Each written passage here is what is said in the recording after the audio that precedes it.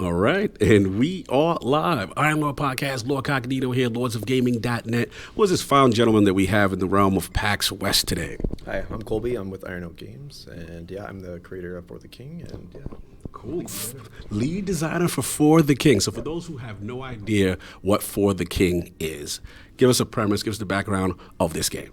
So it's a turn-based tabletop roguelike. It's kind of got like heavy roots in, D&D, which is crazy popular right now. Our fans like kind of refer to it as D&D light, which is kind of a nice endearing term, which we kind of appreciate. So it just kind of means that the rules are easy to understand. There's lots of little rules, but they're easy to digest, and it kind of makes for like some really interesting procedural environments to play in. Awesome. I'm new to the world of D&D, so when you said D&D light, I appreciate that. So for me, this is great. So let's get right into it. Let's jump into the campaign or whatever you want to show to kind of showcase this game. Sure. So this is obviously For the King 2. So we have a sequel in the works right now, and obviously that means that we had a first game that we made. So the first game was essentially about a king that was killed by an evil wizard, and then the queen, the widow queen, she's kind of rallied the kingdom to avenge the king's death and kind of bring peace back to the world. So that was the first game. So now in the second game, we've kind of flipped it around, and we've said, okay, now the queen is the big villain, as she's been corrupted by the power, and she's now like this tyrant who's enslaving civilians, and so now the civilians are uprising to overthrow her because she's been just absolutely brutal. So I love it. Let's go. So we'll just jump right into it here. Sounds good. So this is like the campaign map, and currently our base game, which is going to be available at full release, is 5 adventures. Roughly each of them are 4 to 5 hours, and you have to play each one in succession to unlock the next one. In time, this map will fill out with DLC and all sorts of stuff. So lots of fun here. The game's kind of famously difficult too, so like it kind of looks kind of cute on the surface, but then you get smacked around pretty bad by enemies, and when you do lose an adventure, it's over. You have to start all over. Okay, so it's like a hardcore mode. Almost say it's one and done in a sense. Yeah, it's one and done for sure. But it's maybe not quite as punishing as it was in the past, but it's still kind of got that edge to it that we're pretty proud of.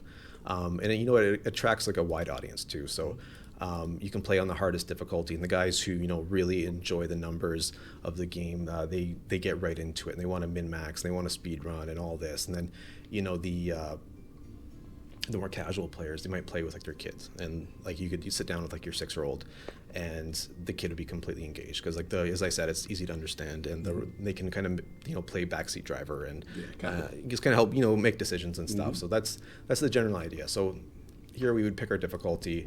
You can even like kind of change the difficulty around just to kind of customize it even further. So that's fine. We'll just reset it. We'll play on the kind of medium difficulty. Which is journeyman. Okay, cool. And then we got like a kind of a character class, party selection kind of thing going on. So it starts with 8 unlocked characters, and you can unlock further characters to kind of bolster your roster.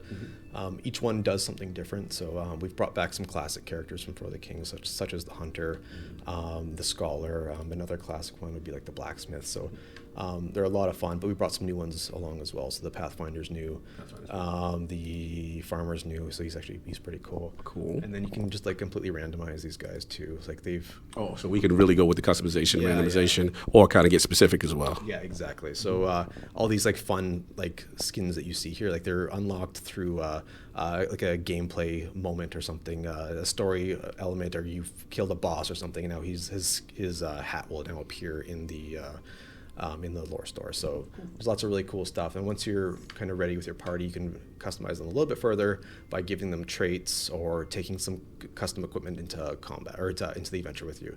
So we've got 5 points to spend on each of our guys here. So I can say I want to bring some lockpicks for this guy and maybe a golden root. Oops, click there.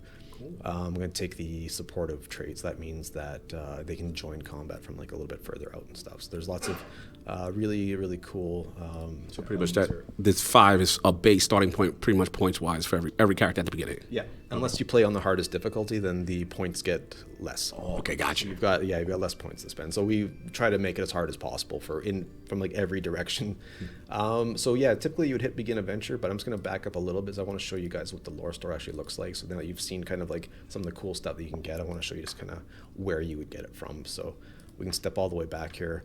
and go to the lore store. And this is Go to the lore store. yeah, this is really popular. It's from the first game as well, and it's kind of where all the cool things appear when you defeat a boss, and then you'll get a little notification say, oh, this cool skin has appeared in the lore store. So you'd come in here and take a look, and here you can unlock like entirely new character classes. You can you customize your entire loadout screen. So all the things that you see from that loadout when we were picking like our traits and all that stuff, they come from here. So you've spent your lore points and you've unlocked a bag of gold, and you've added a frozen hammer and the shocked bow and all that stuff. So you've kind of gone and customized what the stuff that you want to show up in that screen. So Very cool. yeah, it's a pretty nice addition to the game. There's more traits that you can unlock, loot drops. The fun ones are like, the cosmetics. This is where all the cool stuff comes. Like all of these are. I like that suit. I'm about to go out outfit. Totally, this one's awesome. So this one gets unlocked like the really late game because it's like the Royal Guards. Iron Lords approved that suit. We like Yeah, that. yeah, totally. This one is super cool. Gotta go down. I like the Ringmaster. Oh yeah, Ringmaster's This nice. thing's hilarious. Yeah, and they all just kind of work well together. Like you can put any combination together. You're like, yeah, that just kind of works. I like it. Yeah, so this is pretty cool too. So another huge thing that we added to the game, which we really love, is the mercenaries.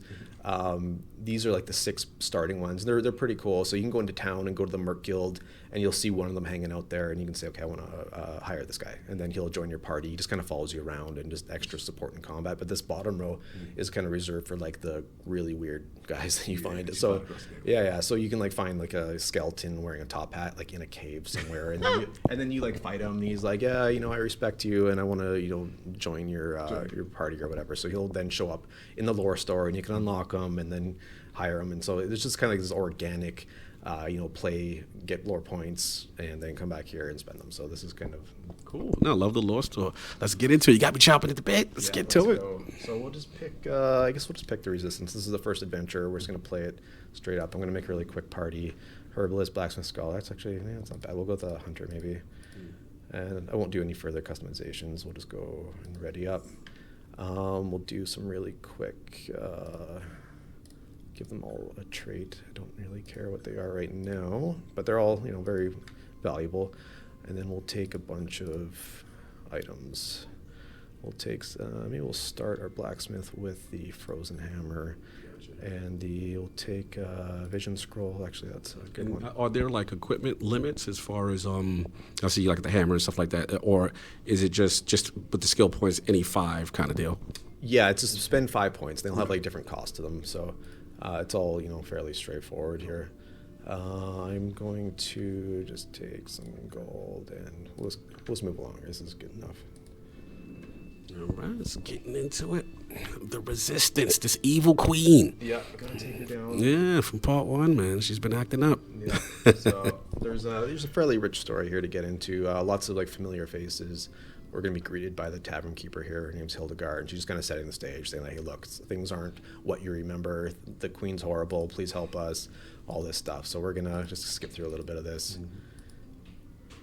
And she's saying, if you want to help, meet me in Pran, and I'll kind of fill you in on the rest of the story here. So the game is, it's turn-based, so everyone gets a turn.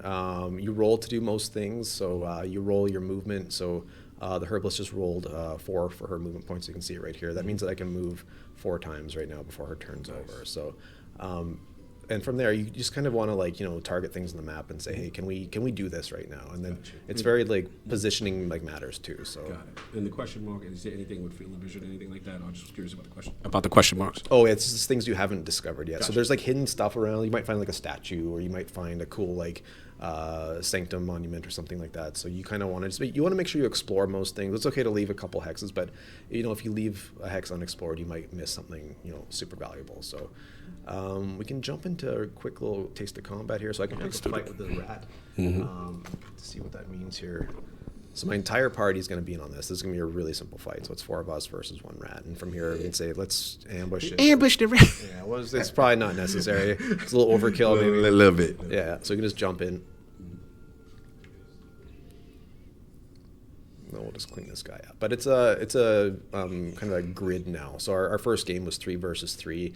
It was like much more up close and like intimate, and you couldn't move or anything. There was no concept of like open spaces or anything. But now that we've added this grid, it's like, okay, well now you can move. That's a totally new feature for the King too. So Gotcha. I can't move, and I can move one spot here if I wanted to, or yeah. So I'm not going to do that right now, but. Oh, cool. And just real quickly up at the top, I'm seeing like turn order. This is basically okay. Yeah, exactly.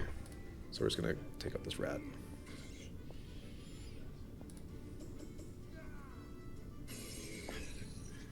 Nice. The rat has been ambushed. Yeah, so it's typical loot drop. You get the gold, you get herbs. There's lots of like fun items in the game. Like our consumables fall into a few categories. We've got herbs that kind of like replenish your stats, like your health and your focus and all that. We've got candy that kind of permanently augments different types of stats. And then we've got alcohols, which you can use in combat, and they kind of like, they can make you like super powerful, but they also have like a big debuff. Debuff, too. yeah. Yeah. To balance it. Yeah, for sure. And then there's like our scrolls, and our scrolls can, you can use them to like reveal parts of the map or teleport around or and stuff like that. So a really good, strong set of consumables. And you kind of like learn how to like leverage them all. So we got to get to was it Pran Pran in the corner? We're gonna move up to Pran, but while we're moving up there, you want to kind of take advantage of just kind of like what's out in the map, so that you can see that it's 4 versus 2, but this time our herbalist, she's out of range, but she has support range on her weapons that allows her to join combat from afar. So that makes her like really powerful.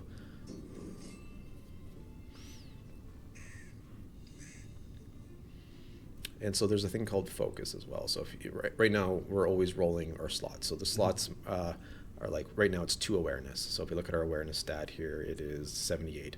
So that means that we're going to roll 78 twice. That's kind of like a weighted dice, right? So then the more slots